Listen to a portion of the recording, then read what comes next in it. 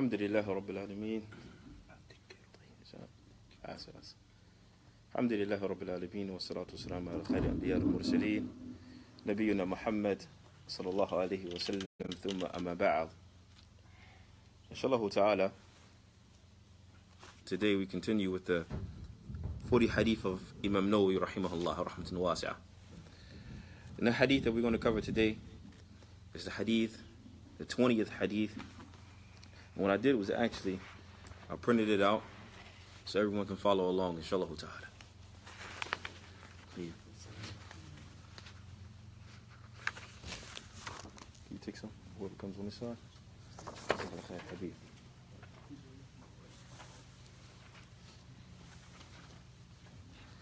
This hadith is the hadith of the Prophet sallallahu alaihi wasallam, where he mentioned that, first of all, I need a volunteer. Who's going to read for me? You can read the English, you don't have to read the Arabic. It's up to you. You read the English? طيب تفضل حبيبي. On the authority of Abu Mas'ud, Uqba bin Amr al-Ansari al-Badri, may Allah be pleased with him, said the Messenger of Allah, peace and blessings of Allah be upon him, said, verily from what was learnt by the people from the previous prophets that has reached us is, if you feel no shame, then do as you wish. طيب. So the Prophet sallallahu alaihi wasallam, he says here within the hadith, he says, إِذَا لَمْ تَسْتَحِي فَاصْنَعْ مَا شِئْتَ. If you have no shame, then do whatever you wish. Actually, this hadith, as some of the scholars mention, is one of the most confusing ahadith. And the reason why I mention that is because a lot of people, they use this hadith as a concession to do wrong. Right? Who can tell me why? Just from the apparent love of the hadith. How can you use this hadith as a concession to do something wrong? There's nothing wrong about not having shame. Well, because the Prophet ﷺ, he clearly said, إِذَا لَمْ تَسْتَحِي فَاصْنَعْ مَا شِئْتَ. So some people, they feel as if, what, I don't feel shy, I'll do whatever I want to do. And they try to use this hadith as a proof to do haram and do whatever they want to do. So actually, we're going to go over this hadith step by step. But the first thing we're going to explain is the beginning of the hadith. The beginning of the hadith, the Prophet ﷺ, he said, إِنَّ مِمَّا أَدْرَكُ النَّاسِ من كلام النبوة الأولى إذا لم تستحي فاصنع ما شئت. He said that which has reached us, that which has reached the people from the wisdoms of the previous prophets. As some of the scholars of the past, they mentioned, this shows the importance of mudarasa, of speaking about knowledge and spreading knowledge amongst the people. Because for sure, this only reached the Prophet ﷺ by what? It only reached the Prophet ﷺ and the people, as the Prophet ﷺ mentioned, that it reached us. Okay, it reached us. That which has reached us from the previous prophet is this statement. And it only reached them because the people were talking about it. The people were using this narration. Right? Is that understood? Therefore, it shows the importance of mudarasa, of speaking about ilm and spreading knowledge amongst the people.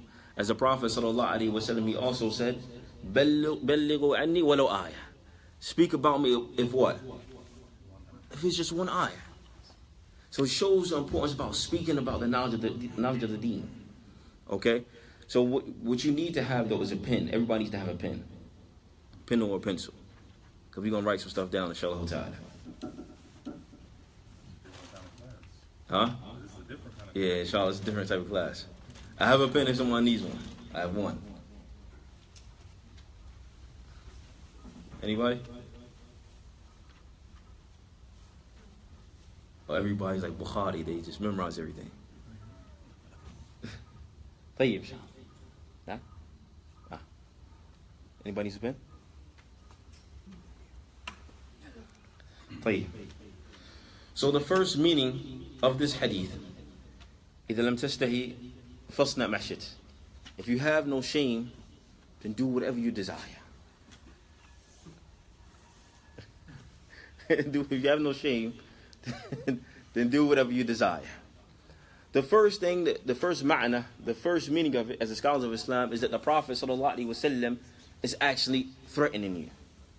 Meaning that whatever you do, know for sure that there is a consequence to it. And he's not encouraging you actually to do what? The haram. And it's unfortunate you find some people, they may have a girlfriend, they may have a boyfriend, and outside in public, and then you try to chastise them, they say, Akhi, ittaqillah fi Allah, the Prophet ﷺ said, إِلَّا تَسْتَهِ فَاسْنَعْ مَا شِئْتَ. If you have no shame, do whatever you wish. I have no shame what I'm doing. So they use this hadith as a proof to do what?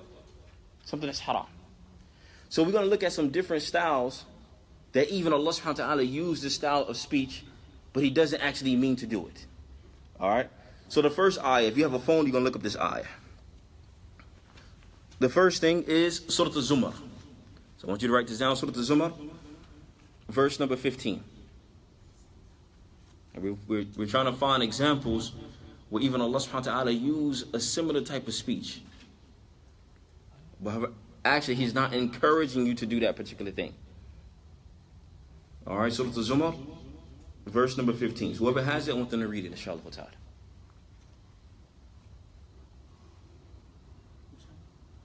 Verse number 15. Surah Al-Zumar.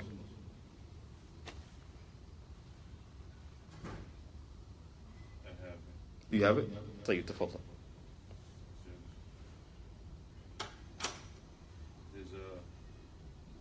Serve them what you like besides him. Say, the losers surely are those who shall have lost themselves and their families on the day of resurrection. Now surely that is the clear loss. So before we actually explain this ayah, I'm going to ask you, what's the greatest sin in Islam? Shirk. What is shirk?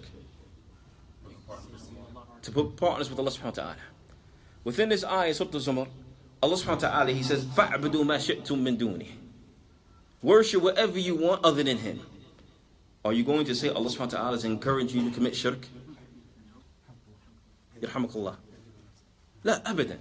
We will never say that. So therefore, it's a certain style of language that Allah subhanahu wa ta'ala is actually discouraging the person from actually doing something. Is that understood? Allah subhanahu wa ta'ala will never encourage a person to commit shirk. The Prophet ﷺ will never encourage someone, if you don't feel any shame, do whatever you want to do. I don't feel shame. I'm not afraid of Ummi, so I'm going to have a girlfriend. I'm not afraid of Abi, so I'm going to have a boyfriend. So on and so forth. This is not an encouragement. It's a certain style of language that the Prophet ﷺ used and that Allah subhanahu wa ta'ala used to actually discourage the people from doing a particular action. But at the end of the day, you have free will, and if you do whatever you will be held accountable for it. Is that understood? Okay, so let's look at another example. Another example is in Surah Al-Kahf, verse number 29. Al-Kahf 29. Whoever has it, I want you to read it. And say the truth is from your Lord, so let him who please believe, and let him who please disbelieve. Surely. Stop. Allah subhanahu wa ta'ala, he says here, whoever desires to believe, فَيُؤْمِنْ, let them be a believer.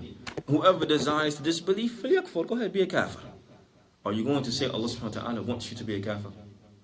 Does anyone agree with that? Yes? That Allah wants you to be a kafir? Alhamdulillah. Alright, I got scared. We had to change the class if someone said that. You agree with my point? So let's get one more example, and then we're going to go to the second meaning, because we said there's three meanings that the Prophet ﷺ could have meant when he used this hadith. The first one is that he's actually telling the people, yes, do whatever you wish, if you don't have any shame, but know for sure there is a consequence to every action. There is a consequence to every action. So another example, okay, that we're going to look at is that Allah subhanahu wa ta'ala fussilat. I want someone to get fussilat. Verse number 40.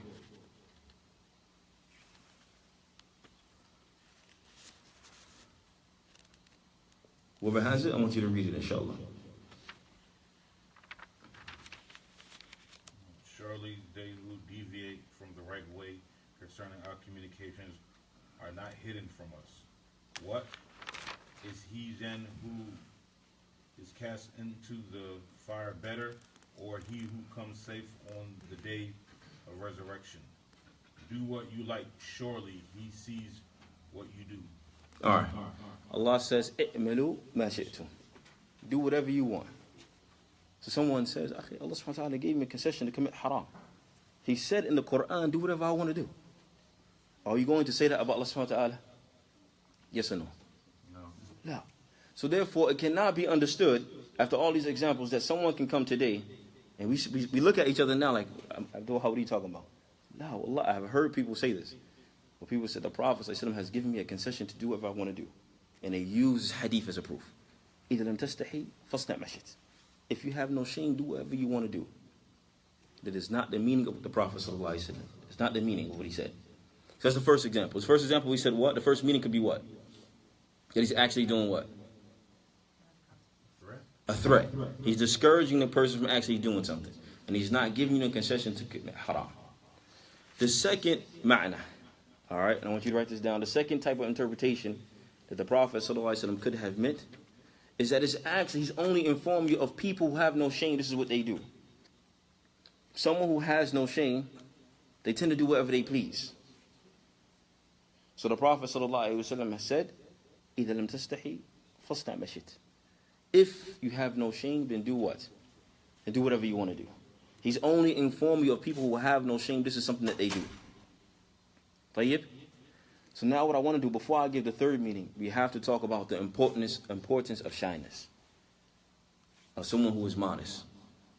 Because before we even give the different examples, why is it important in our deen? Why is it important for us to be shy? And have haya. It's called haya. Does anyone know? It's part of our iman. The Prophet ﷺ, he said, shyness is what? From faith. Al-haya min al-iman. Anything else? Huh? One of the pillars of iman. طيب. I want to mention 3 ahadith that talks about the importance of shyness, how we have to exemplify shyness, and why we should. The first narration comes from Salman al-Farisi. And I want everyone to think about this. Salman al-Farisi, he said that the Prophet ﷺ mentioned that if Allah wants to destroy a person because they have done something wrong, and Allah wishes to destroy this person, نَزَعَ مِنْهُ الْحَيَاء. He takes shyness from him. The first thing he removes from this individual, he removes shyness from this person. فَإِذَا نَزَعَ مِنْهُ الْحَيَاء. And if shyness is removed from this person, you will not meet this person except that you find him repulsive.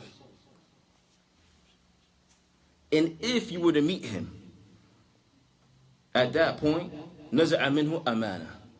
Trust is removed from this person.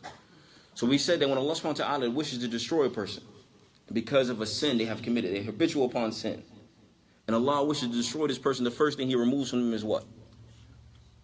Shyness. The desire to be modest. After that, you will not meet this person except you find him what? Repulsive. Belligerent. And then if you meet this person like this, the second thing that is removed from him is trust. And as the Prophet ﷺ mentioned, خَائِنَ مَخَوَّنَ, that he's someone who is treacherous. And then after that, you find this person to be someone you can't trust. نَزَعَ مِنْهُ رَحْمَةً. Mercy is removed from this person. SubhanAllah. So when Allah wishes to destroy a person, the first thing he removes from him is the desire to be modest, or the desire to be shy. The second thing, you can't trust this individual. And then the third thing, mercy is removed from this person. After that, the Prophet ﷺ goes on to mention that finally, this person, that the rope of iman is removed from his neck. And as some of the scholars mentioned, at this point, the person becomes a kafir. The reason why this is important is because darajat, it's upon levels, tadarruj. The first thing to remove from the person is shyness. And I'm going to give you some examples to show how tangible this is, how much of a reality it is. You may find some people, they commit certain sins, but they start to belittle that sin. So much so now, they justify it, and they don't care. So now they start to commit sins out in the open. But now they don't have any more shame. After that, the person becomes if you try to give him nasiha, what is the first thing he does? I don't want to hear that. I know what's in my chest. Islam is in my heart. Has all these different excuses. He doesn't want to accept the truth. And I'm just going to be honest with you. There was someone, I work in the prison. Okay? So one of the inmates there, he said he was so addicted to drugs, to heroin and meth, and a lot of different things, looking at things he wasn't supposed to look at. He was so addicted to it that even when his children were in the room, when they were 6 and 5 years old, he would just get on the computer and look at things in front of his children. And he would shoot up the drugs in front of his children. نَزَعَ مِنْهُ الْحَيَاءُ. When Allah wishes to destroy a person, the first thing he removes is what? Shyness. You have no shame. You don't care about covering your sins anymore. And if someone wants to approach you to give you some nasiha, the first thing you do is what? Push them away. Then the person becomes even more belligerent. You can't trust this individual. Then after that, نَزَعَ مِنْهُ رَحْمَةً. You will never find this person to be merciful. And then lastly, the person becomes a disbeliever. But it all started with what? Shyness. Justifying his sins. Alright? So this for the Prophet ﷺ, he said, إِذَا لَمْ تَسْتَحِي فَاصْنَعْ مَا شِئْتَ. So that's the first hadith we're talking about, the importance of shyness. The second hadith we're going to talk about, the importance of shyness, is the hadith of Ibn Abbas. Ibn Abbas, radiallahu ta'ala anhu, he said that shyness and faith are together. And when shyness leave, the next one goes after it, which is your faith. As we found in the hadith of Salman al-Farisi. When a person does no longer wants to show or to have a desire to even be modest, your faith is soon to go after that. Because you have no shame. You justify your sins. Everything, you're never wrong. You always have to be right. Talking to women, you have to be right. Outside doing haram, you have to be right. Smoking cigarettes outside, you have to be right. No one can't give you advice. You have no shame. نَزَعَ مِنْهُ رَحْمَةً وَعِيَذُ بِاللَّهِ مِنْ ذَلِكَ. The third hadith that I want to mention to show the importance of shyness is that the Prophet ﷺ was actually passing by a man. And this man that he passed by, his brother was chastising him. Saying, why are you always shy? Don't be a shy, be a man. And the Prophet ﷺ said, Da'hu, leave him alone. Because what? Shyness is from what? It's from faith. The first thing we get from this hadith is that even grown men, we have to do what? Be shy. Now, when we say be shy, it doesn't mean you just, you're a coward, all right? we don't want that to be understood. There's a difference between being shy and being a coward. And this actually is going to lead us to what we're talking about next. And this is one of the most important things, so please, if you have a pen, write it down. If you have a phone, take it in your notes. That there's two levels, or rather two aqsam, or qisman of shyness. You have a shyness, that which is praiseworthy, mahmud. And then you have a shyness, that which is blameworthy, madhmoom. So you have that which is mahmud, you have that which is madhmoom. You have that which is praiseworthy, and you have that which is blameworthy. The first shyness, let's talk about blameworthy first. I'm going to give you some different examples. A shyness that is blameworthy, for an example. Let's say there's someone who works at a company, okay? And when he works at this company, he's the only Muslim there. And everyone is having their parties, it's a Christmas party or what have you. So everybody is passing around what? What do kuffar pass around? Kool-Aid? They are passing around alcohol. They in the companies, Wall Street, wherever you want. Everybody's having a good time. They have cake and they're passing around alcohol. So now you've been trying to get this promotion. So the boss hands you what? The drink. And now you say, SubhanAllah. If I don't do it, then what? I might not get this promotion. Everyone's going to look at me like the outsider, the black sheep of the company, or whatever. So your shyness, you say, you know what? Nobody's going to know. My wife is not here. I'll brush my teeth before I get home. Kids is not here. No one is here. No one's going to see me. So you take a swig. No Muslims is here. I'm the only Muslim. I can justify to these kuffar. I can just say it was nasty. I don't drink alcohol no more. They're not going to care. But is this a reality, yes or no? It's reality. So he does what? So he drinks it. So this shyness, is it praiseworthy or blameworthy? Blameworthy. Another example. It's time for salah. You're traveling with your family. It's time for salah. Your phone goes off. Allahu Akbar, Allahu Akbar. Even your son is like, Abby, we got to pray. And you're driving, I don't know, all the way to Florida. Or not even, you're inside Colombia. But you don't want to stop. By the time you get home, the salah is going to be finished. But you're in the parking lot. But you don't want to stop to make salah. Because you're afraid what kuffar are going to laugh at you. People won't see you. Is that a reality, yes or no? Yes. So he does what? He justifies and says, you know what? Khalas. La ikraha fi din. There's no compulsion in religion. Shut up. I'm praying when I get home. So he justifies it. And he doesn't pray. Because his shyness is what? This is blameworthy. Understood? Another example. There may be a sister. She goes to public school. So when she gets out of the house, Umi's not here, Abby's not here, she does what? Takes off the hijab. Praiseworthy or blameworthy?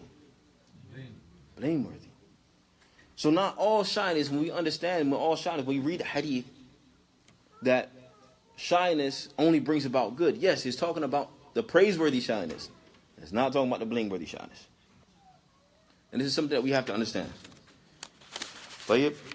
Excuse me. The third form, or the third meaning of the Prophet ﷺ, what he could have meant. Okay, but he could have meant when he said, إِذَا لَمْ تَسْتَحِي فَاصْنَعْ مَا شِئْتَ. If you have no shame, then do what? Do whatever you wish. The first meaning we said could have meant what? The Prophet could have meant what? It's a threat. The second meaning he could have meant what? Right, the people who have no shame, this is what they do. And now the third meaning of what he could have meant.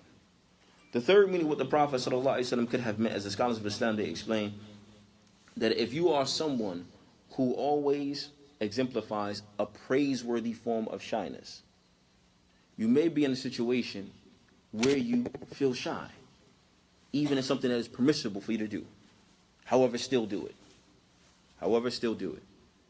This is also why the scholars of Islam of the past, they used to say that riya, showing off, is doing something for the sake of the people and also leaving off something for the sake of the people. What do I mean? Let's say someone is shy. Let's say Musa. Musa, he's a shy brother. And now he's praying in the masjid by himself. And mashallah, he's tilawah, everything is beautiful. And people start to come in the masjid. And they hear his recitation. Because of his shyness, he stops. So therefore, the scholars of Islam, they also mention la. Perhaps the Prophet ﷺ also meant this. إِذَا لَمْ تَسْتَحِي فَاسْنَ مَا شِئْتَ. If you have the correct form of shyness, and even if it's about something permissible, then go ahead and continue to do it. But do it for who? Do it for Allah subhanahu wa ta'ala. That's a bali bin nas. Don't worry about the people. So what? And this is why it's a hadith, and the Prophet ﷺ mentioned that if you are praying, وَجَاءَكَ الشَّيْطَانِ, and shaitan comes to you and says you are praying to show off from the people, the Prophet ﷺ said, continue to pray, make it even longer. To fight what? To fight off that. Fight off what? Fight off the shaitan. The whispers of the shaitan. So once again, the Prophet ﷺ, when he said, إِذَا لَمْ تَسْتَحِي فَاسْنَعْ مَا شِئْتَ, it's either one of these three meanings. And he could not have meant. We look at different examples where even Allah subhanahu wa ta'ala says, فَعْبُدُوا مَا شِئْتُم مِّن دُونِي. Worship whatever you want other than me. Obviously, he didn't mean it like that. And obviously, Allah subhanahu wa ta'ala didn't mean it. Then when I say didn't mean it like that when he said, whoever desires, فَلْيَكْفُرْ, to become a kafir. It's a discouragement. Allah subhanahu wa ta'ala is not giving you a concession for you to go out and do a whole bunch of haram. Whoever uses the hadith like that, for surely he has misunderstood the Prophet sallallahu alaihi wasallam. He has disobeyed Allah and His Messenger. Thank you. So also now, we want to talk about, we said there's two divisions of shyness. The scholars of Islam, they also mention that there are levels. Wa alaikum assalam wa rahmatullahi wa barakatuh. Not levels, but there are two kinds. Shyness is of two kinds. You have a shyness that is natural. A person is born like that. Walillahil hamd. It's a gift from Allah subhanahu wa ta'ala. Ghayr muktasib. He doesn't have to learn how to do it or acquire it. It's just, that's naturally how he is as a person. He's just naturally someone who is shy or someone who is modest. And then you have the second level or the second kind of shyness. With this form of shyness is that you have to acquire it. You have to. And this also form of shyness is not only in front of the people, it's also in front of who? Allah subhanahu wa ta'ala. So even when you are by yourself, you should have what? Shyness in front of Allah. لأنه يراك, because He sees you. You will never go anywhere in this dunya where Allah cannot see you. Abadan. And in fact, there's a story of the scholars of the past. I believe it was Imam Shafi'i rahimahullah.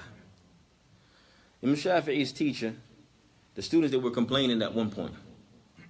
And he said, the students would say, Shaykh, we understand these issues. Let's study something else. He say, حتى الآن لم تعرفوا شيئا. Until now, you still don't understand nothing. So the student said, test us. So he gave them all a chicken. He gave them all a chicken. And he said, sacrifice this chicken in a place where Allah can't see you. So a group of the students, they left, and all of them came back the next morning. Imam Shafi came back with his chicken alive. He was a small child at the time. And the rest of the people, they came back and the chicken was dead. He says, Amma hadha, as for this one, he understands the deen. As for you all, Allahu musta'an. As for the rest of you, you don't understand nothing. So he asked them, what did you do? Some of them said, I took the chicken, I went home, basically like in my closet, and I was in the dark. No one saw me. Halas, I killed it. Then the other student, he said something similar. And he got to Imam Shafi'i, when he was a small child. He said, when I went home in the dark, and I was about to do it, but then I realized Allah still sees me. Then I went somewhere in the ghaba, in the forest, and then I realized what? Allah still sees me. Then I realized there's nowhere I can go where Allah can't see me on Allah's earth. So therefore, it's mustahil, it's impossible for me to kill this chicken in a place where Allah can't see me. As for this one, he has understood being shyness in front of Allah subhanahu wa ta'ala. The reason why we bring this up as well, because when you're in a place where no one can see you, especially the children as well. I'll use Musa as an example, if you don't mind. It's fine? Don't beat me up. It's going to be a good example. So Musa, inshallah ta'ala, Musa one day he's going to grow up. And Allah is going to test every last one of us. It's a wa'd min Allah. It's a promise from Allah. Whether you like it or not, Allah is going to test you. So Musa eventually, one day he's going to come across a situation where his dad is not going to be there. His mom is not going to be there. No one knows him is going to be there except for who? Allah subhanahu wa ta'ala. And it's up to him at that point to have that shyness in front of Allah. And you cannot use this hadith. إِذَا لَمْ تَسْتَحِي فَاسْنَعْ مَا شِئْتَ. If you have no shame, then do whatever you wish. La abada. That's not the meaning. We clarified the meaning of the Prophet ﷺ, what he could have meant. And as some of the scholars, they also mention that the second kind of shyness, the shyness that you have to acquire, that you have to work hard for, this is the shyness, out of the two, this is the better one. Because a person has to work hard for it. And also, he has to use the Quran and the Sunnah as a criteria of what he should be shy from. And he should not use the people around him. As the saying goes, the one-eyed man is what? King in the what? King in the land of the blind. So if you're around a whole bunch of fusaq, you're around about a whole bunch of open sinners, and you say, well, I don't do my sin in front of everybody, I just do it in the car. And you start to use your friends as a criteria to determine who's the better Muslim. And you don't use the kitab and the sunnah as the criteria. So you may have some friends, they may look at something haram, they may do something haram, they may smoke, they may drink, or what have you. And you start to use your, well, my sins is not as bad. I smoke only 3 times a day. He smokes 10. I'll go through 1 pack of cigarettes, he goes through 5. So you can't use the people as a criteria. You have to use what? The kitab and the sunnah. You have to use what Allah subhanahu wa ta'ala tells you to be shot from. You can't use Muhammad down the street. Is that understood? Play it. So let's actually mention some things that a person should be shy from. Or excuse me, let's mention some benefits and actions that we need to take from this hadith. Alright? Some benefits and action that we need to take from this hadith. So the first thing, it's going to be 4 different things. The first thing is ensure that your shyness with Allah is greater than your shyness with the people. That you have to make sure that you are more shy of Allah subhanahu wa ta'ala. That you are shy than the people next to you. Your own family. Because the reality is that we said Allah subhanahu wa ta'ala is going to test every last one of us. You're going to be in situations where your family, your wives, and your children are not around. This is advice for myself first and foremost. As Allah subhanahu wa ta'ala, He also says, do you command the people with righteousness while you forget yourselves in the process? So before any of you, is advice for myself first and foremost. That I'm also going to be in situations where my wife and my children are not being around. And it's up to me to be shy in front of Allah subhanahu wa ta'ala or not. So that's the first thing. You have to ensure that your shyness in front of Allah is more important, is more dear to you than your shyness in front of who? The people. The second thing, as a proof of this, the Prophet sallallahu alaihi wasallam, he also mentioned, "Istahi min Allah kama tastahi min rajul salih min ashiratik." That be shy in front of Allah like you won't be shy in front of someone that you respect from your family. So let me ask you a question. Should be more shy. You should be more shy in front of Allah subhanahu wa ta'ala than you are shy in front of someone that you respect from your family. So likewise, I want to ask you a question. You may have a child, and a lot of us we did stuff in Jahiliyyah, right? As the Prophet sallallahu alaihi wasallam, he said, we was in Jahiliyyah and it was evil, right? So there may have been times before where a child may commit a sin, may smoke a cigarette, whatever the case may be. Let's be honest. But then as soon as he hears Abby come, he does what? He gets rid of it. As soon as he sees his cousin come, he knows cousin going to tell Umi, I'm going to get a beat when I get home. So in front of his friends, in front of his family, he's what? He's shy. He doesn't want to commit any sin. But it's when he's by himself and there's no one except from him and Allah subhanahu wa ta'ala, he does whatever he wants to do. So therefore, it goes back to the first point where a person has to ensure that the shyness in front of Allah is more dearer to him than the shyness in front of the people or even someone from his family. Tayyib? And the third one and the fourth one we previously mentioned is that a person acquiring shyness, you have to acquire shyness in situations where you normally would not do it. Alright? Where you normally would not do it. And this is the way, there's certain ways to acquire this shyness. The first way is talab al-ilm, learning the religion of Allah subhanahu wa ta'ala. A person cannot know what he needs to be shy from unless he reads the book of Allah and he studies the deen of Allah. He can't rely upon himself, his own desires, to tell him what he needs to be shy from.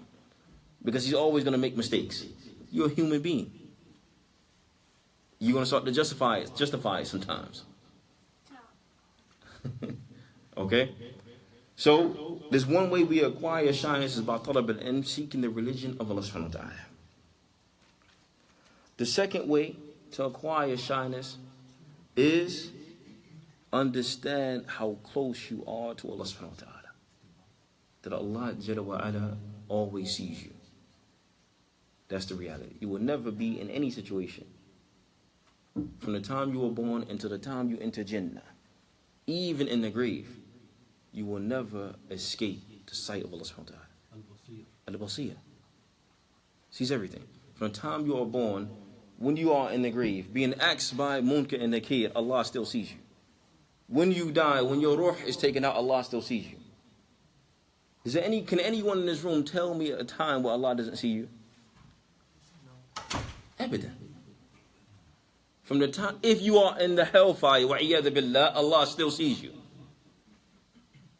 If you are being tortured in your grave, Allah still sees you. If you are in Jannah, enjoying the pleasures of Jannah, Allah still sees you. You will never escape Allah subhanahu wa ta'ala. If that is the case, a person has to, myself included, first and foremost, you have to be what? Shy in front of Allah. If there are certain sins that you are addicted to, myself and no one is above nasiha, then find that sin that only you and Allah knows and stop doing it for the sake of Allah subhanahu wa ta'ala. Have that haya, have that shyness in front of Allah. Tayyib. The third way to acquire shyness, to acquire this level of shyness that is praiseworthy, I'm not talking about blameworthy obviously, is that you have to have good companionship. If you hang around a whole bunch of sinners, chances are you're going to be a what? You're going to be a believer, what? You're going to be a sinner. If you hang around a bunch of drug dealers, chances are you're going to end up being what? A drug dealer. Guilty by association. The hands of one is the hands of all. Even the kuffar, they use this principle. If you hang around bad companionship, you eventually will do that. If you hang around people who don't care about the religion of Allah, eventually you will become what? Someone who doesn't care about the religion of Allah. Someone who belittles sins. And I also want to mention something by a statement by Abdullah bin Mubarak. Abdullah bin Mubarak, rahimahullah, he said, رَأَيْتُ ذُنُوبْ تَمِيتُ الْقُلُوبِ. I saw how sins kills the heart. Right? And also how sins, not only sins, the belittle of sins leads to an addiction. So he said, رَأَيْتُ ذُنُوبْ تَمِيتُ الْقُلُوبِ وَقَدْ يُورِثُ ذِلُّ إِدْمَانُهَا. And someone who belittles sins can lead to an addiction. It's only a small lie. It's a white lie. Not a black lie, it's a white lie. It's only this, it's only that. So, this lie, this small lie leads to what? Another lie. This leads to another lie, leads to another lie. Child steals a piece of candy. And he says, don't worry about it, I'll pay for it later. So, okay. Steals another one. Steals another one. Steals a phone now. Steals this. Steals a PlayStation game. Steals this, and so on and so forth. He's just stealing everything. So belittling sins, it leads to what? Bigger sins. And also, as the scholars of Islam in the past, they used to mention, floods do not just fall from the sky. Flood starts with what? A raindrop. One by one by one by one by one, then you have a what? So you have floods everywhere. They just don't fall out of the sky. And as the scholars of the past used to also mention about sins, do not look at the smallness of the sin, but look at the greatness of the one you disobeying. Meaning Allah subhanahu wa ta'ala. Once again, suffice myself first and foremost. So Abdullah bin Mubarak, rahimahullah, he said, رَأَيْتُ ذُنُوبْ تَمِيتُ الْقُلُوبِ. I saw how sins kill the heart. And I saw how belittling sin, it leads to an addiction. It leads to an addiction. You can't get rid of it. وَتَرْكُ الذُّنُوبِ حَيَاةُ الْقُلُوبِ. And leaving off sins brings life to the heart. And we also know from the Quran, when a person commits a sin, Allah does what to the heart? It's a black dot. He keeps doing it, so much so that his heart is filled with what? It's darkness. Don't care anymore. As Abdullah bin Mubarak, he said, وَتَرْكُ الذُّنُوبِ حَيَاةُ الْقُلُوبِ. And leaving off sin, it brings what? It brings life to the heart. Those dots start to get washed. It gets removed. وَخَيْرٌ لِلنَّفْسِكَ عِصْيَانُهَا. And the best thing you can do for yourself is to disobey yourself. The best thing you can do for yourself is to disobey yourself. So therefore, for a person to acquire this level of shyness, he has to, as we mentioned, seek knowledge of the religion of Allah subhanahu wa ta'ala. Also, he has to understand that Allah is always watching him. And then lastly, good companionship. And then also, we'll mention the fourth thing, because we said there was 4 things we're going to take from this hadith, is don't compare yourself to other people. Your level of shyness to other people. I'm not as bad as my brother. That dude's a crackhead. I'm not. No. Don't do that. Because the Arabs, as they say, the sword that cut both ways. When you start pointing at people, as even the kuffar, they say, when you point at someone, you got 3 fingers pointing back at you. Because now what happens is, when you start saying, I'm not as bad as so-and-so, I'm not as bad as fulan, I'm not as bad as fulan, shaitan, he starts to come to you, you start to feel like, well, wait a minute, I'm not that bad at all. You know what? I ain't even got no sins now. Think about it. You start justifying it. All right? And then also, not only that, you start to feel yourself, your head becomes so big, when you start looking at the sins of other people,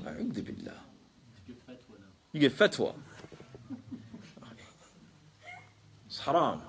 It's this, it's that. I said, what about you? Don't worry about me, worry about yourself. All right? There was also a story about from the children of Israel. The children of the past, of Bani Israel. There was one child, he was real righteous. And his brother was just, he was just horrible.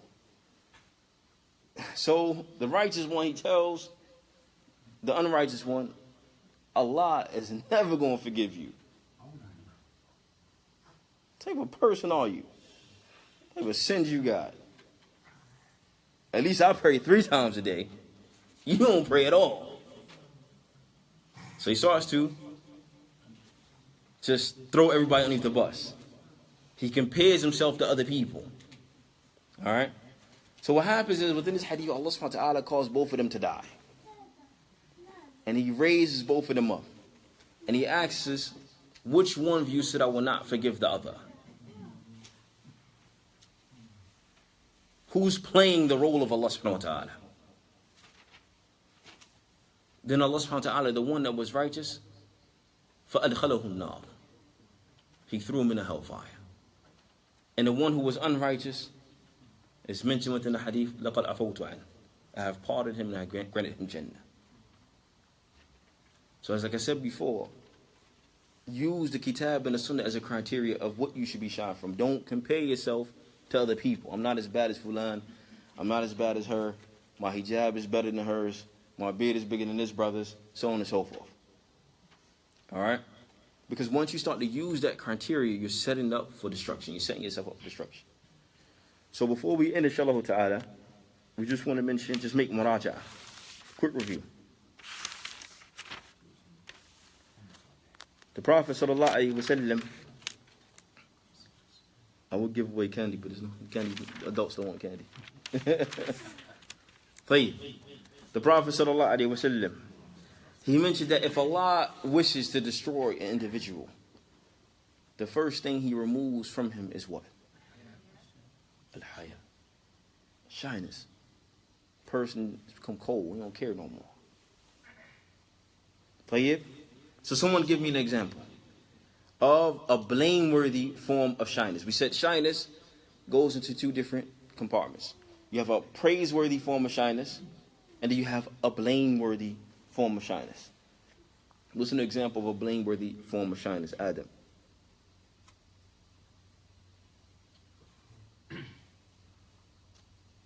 Maybe a chef who wants to get a certain certification and he has to cook some kind of pork meal to do so. MashaAllah, I was hungry too. MashaAllah. Tayyib. A chef. You said a chef. Okay, Tayyib. Anybody else? So he doesn't stand up for himself. Anybody else? Somebody at work who doesn't pray on time. Somebody at work don't pray on time. They're embarrassed or shy. Mumtaz. He's embarrassed or shy. So when he gets home, he's making up all the salats. He's making Fajr, Dhuhr, Asr, Maghrib, and Isha. What Jum'ah? Oh. I would lose my job if I go to Jum'ah. Lose my job if I go to Jum'ah. I have to stay at work. Sayyid, okay. What about when he goes to the doctor, just shaking the opposite sex hand? SubhanAllah. Goes for an interview. The woman takes the hand out. He says, man, SubhanAllah, if I don't shake her hand, I'm not going to get this job. You may shake her hand, you still not going to get the job. It's more than shaking hands, hug too. A hug too. All right? He's going to come to the job hugging and shaking hands and giving away apples, and he's still not going to get the job. All right?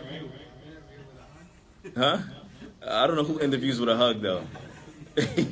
You might get a sexual harassment case out there. I don't know. Tayyib. And also, we just want to mention as well, because some of the sisters, you hear it a lot, and if you're not just trying to nitpick people out, but you hear it a lot, some sisters, they may say, SubhanAllah, I didn't get the job because of my what? My hijab. Or my niqab. So now I start going to these jobs, and I don't wear the hijab. First of all, how many non-Muslim women who have degrees who do not wear hijab still don't have a job? So it's not your hijab. It's a trick from shaitan. And that blameworthy form of shyness that you are convinced with, you start to take off the hijab. I don't want to wear, when kids go to public school, I don't want to wear my pants above my ankles because the kids are going to laugh at me. Call me high waters and everything. Right? I remember when I was in college, and I'll tell you a personal story. When I was in college, when I was in New York, before I went to Medina, I was always embarrassed, and I'll be honest with you, when it came time for salah, and I didn't have wudu, and I had to go into the bathroom and put my foot in the sink. And I don't know what is the connection between a foot and a kafir, but anytime I put my foot in the sink, someone always came in the bathroom. I don't know what it was. I don't know if my feet had an aroma. I don't know what it was, but anytime I put my foot up to the sink, it's like it was a party in the bathroom. Everybody came to the bathroom and was like, bro, what do you do? Why you get your feet in the sink? So I was always shy. So then someone told me, he said, you don't have to do that. Just skip it. Allah knows your intention. Don't worry about it. Just sprinkles something like that, and you'll be all right. Just go. Just bounce. And just pray. So because I was so shy and so afraid, it made sense to me. I said, MashaAllah. Mufti. Sheikh. A'lam Fadila. Doctor. Waliduna. That's the rahmah from your Lord. Nazar minhu rahmah. Astaghfirullah. So shyness was removed. So because of that, I stopped doing it.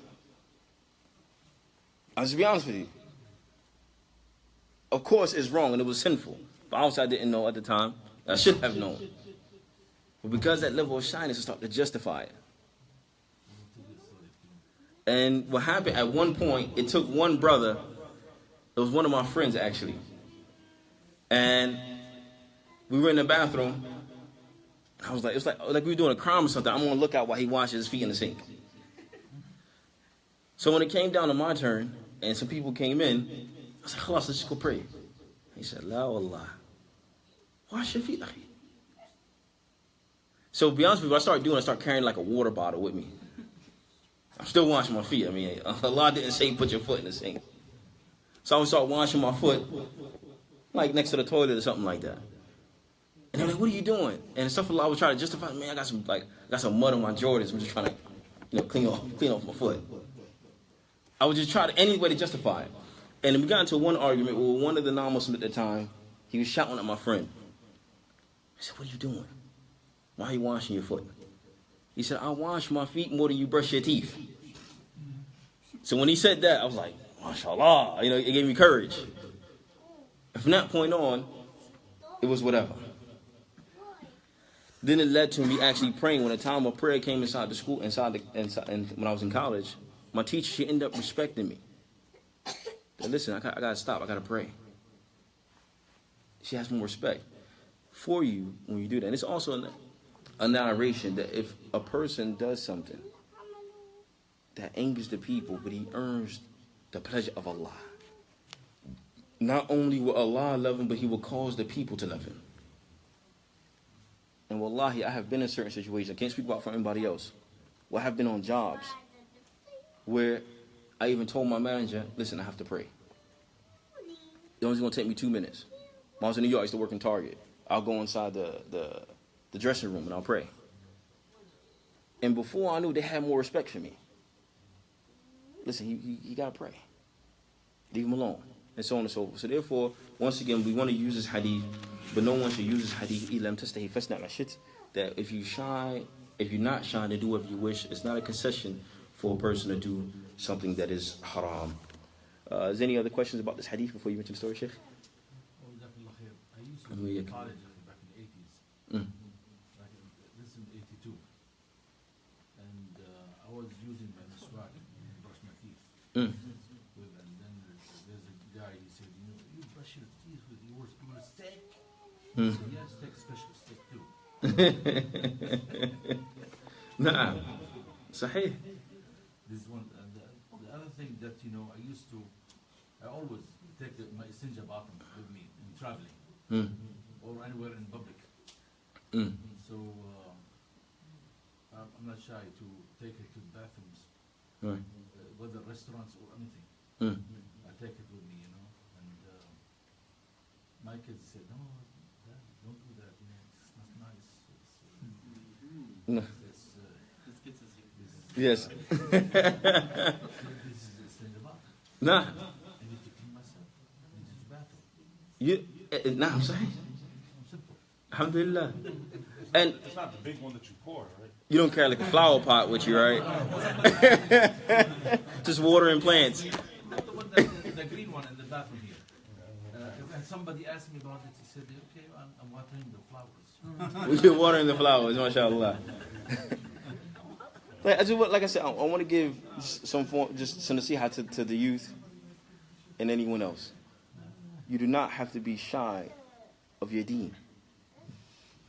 Be proud of the religion. You have the best religion on the face of this earth.